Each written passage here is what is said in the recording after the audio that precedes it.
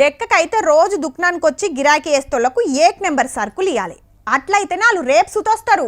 అట్లా కాకుండా ఎట్లయినా వస్తురు కదా అని దో నెంబర్ మళ్ళీ అంటగట్టిండ్రనుకో తెల్లారి ఏరే దుకాణం చూసుకుంటారు. హాగో గందుకే రెగ్యులర్ కస్టమర్లను ఎవ్వరు మోసం చేయరు. చేస్తే దంద నడవది. మాకు పలానా వస్తువు కావాలని అడిగితే లేదు మా తాన గిదే ఉన్నది తీసుకుంటా తీసుకో లేకుంటే లేదంటే ఎట్లుంటది? ఏడనైనా నడుస్తుంది కావచ్చు గాని గిడ అస్సలు నడవది. అది వాళ్ళ హక్కబ్బా. ఎవరన్నా తెలంగాణ యూత్ల చైతన్యం లేదన్నది కండ్ల ముంగట అన్యాయం జరిగితే అస్సలు ఊకోరు. ఆఖరికి పోలీసుల మీద కూడా మళ్ళీ పడతారు. మహబాద్ జిల్లా గూడూరు రా అన్నల రోషన్ చూడుండ్రి ఎట్లున్నదో. ఇంతకు దేనికి అంటారా? బెల్ట్ అమ్ముతారు అమ్మట్లే గదన్నట్టు వైన్స్ ల కేఎఫ్ లైట్ బీళ్లు దొరుకుతలేవని న్యాయమైన పోరాటం ఎత్తుకున్నది మన యూత్. ఎర్ర టెండల హోలీ ఆడి బాడీ కూలింగ్ చేసుకుందామని వైన్స్ కాడికి వస్తే తాళం పెట్టి ఉంది.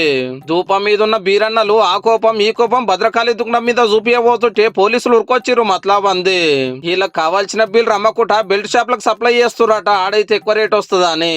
చెల్ తాగేటోళ్ళ కడుపు కొడతారా? అడిగిన బ్రాండ్లు ఎందుకు ఇయ్యారు? స్ట్రాంగ్ బీలర్ మాకొద్దు లైట్ బీలర్ కోసం విరోచితంగా లడాయి చేస్తున్నారు అన్నట్టు.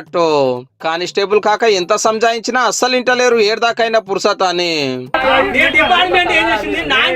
సారు నవ్వుకుంటా మాట్లాడినా మనోళ్ళు మస్తు కాక మీద ఉన్నారు.